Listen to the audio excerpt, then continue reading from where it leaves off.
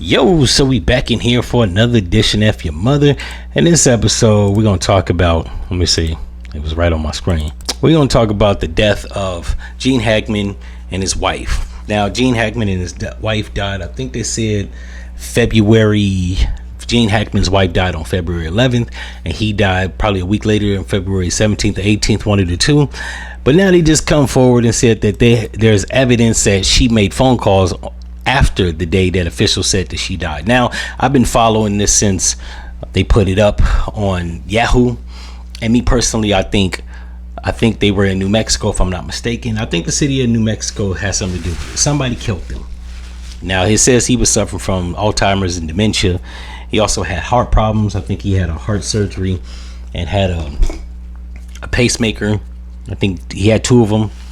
It's amazing when you got bread how many hearts you can get. But he had two pacemakers. The official story was that she died from hantavirus, which is actually contracted from rodent saliva and fecal matter. And he died from a heart attack or heart related issues. Now, on the surface, that sounded sweet. But then I kept following it subsequently. And they said that there wasn't any openings for rodents in their house. They did have passages and openings for rodents in their, I think they had a barn. So it didn't make sense. How would she contract that if the rodents were in the barn, not in the house? Not only that, it actually, like, I don't know if, like, these journalists be inadvertently, like,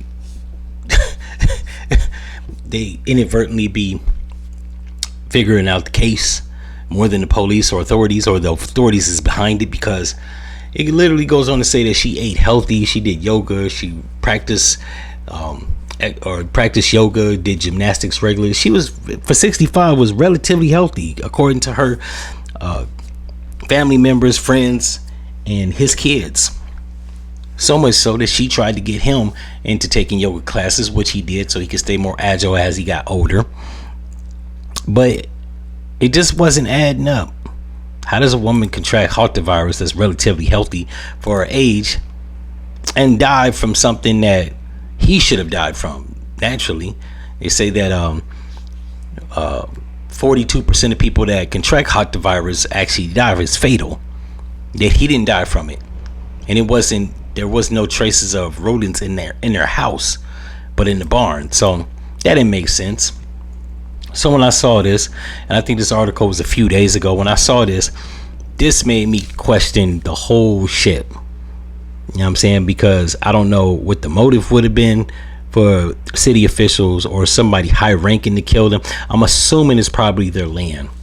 I have reason to believe, because we are in a recession or inflation, I have reason to believe that I wouldn't put it past state officials for knocking people down that's wealthy, trying to consolidate their wealth and or their land. That's just where I'm at with it. Maybe I'm a conspiracy theorist. Maybe I'm looking into it. But the fact that, like, TMZ actually uncovered that her phone was used to make phone calls, namely by her, and emails after she allegedly died, that's suspicious. In the words of Dr. Umar Johnson, you don't find that suspicious? You don't find that suspicious?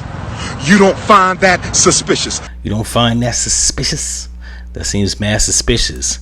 Now, I would like to think that the state didn't do that, but I'm a conspiracy theorist sometimes when it comes to matters like this, because like 1 and 1 ain't making 2. You know what I'm saying?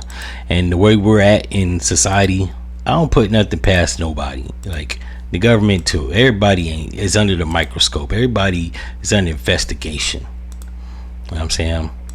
Especially when people come up dead that are relatively healthy. It says that she was relatively healthy, and he was. Considering that he even had a heart transplant, he was still healthy. So yeah, I wasn't believing it. It just looked suspicious when I saw it.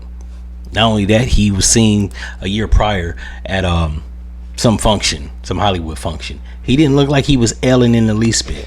Not to say that, you know what I'm saying, people can't be ailing and look healthy, but just in the matter how they died, They said that there wasn't any carbon monoxide poisoning. They checked, there wasn't a carbon monoxide leak. And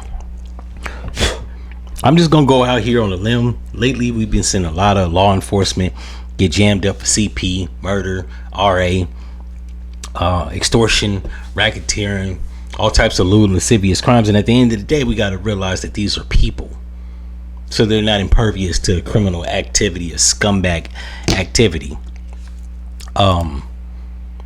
And if they are doing scumbag stuff, they're in a position to not investigate themselves. I'm just gonna put that out there. In any event, if y'all think that I'm reaching or this isn't a conspiracy, and leave it in the comments. If you believe that this is possibly a cover-up for a murder plot to steal or seize their land and or wealth, because it says that he left in his will his fortune to her. So there's no next to kin. He didn't leave anything to his kids, which means if he left in his will the money to her and she dies like he dies, I guess the money would go to the next of kin, but it has to be held in probate court, which they take a percentage of before releasing the funds to your next of kin, aka your kids. So it seems like it's a pretty good scheme, an elaborate scheme to grift money from wealthy people. In any event, I'm out.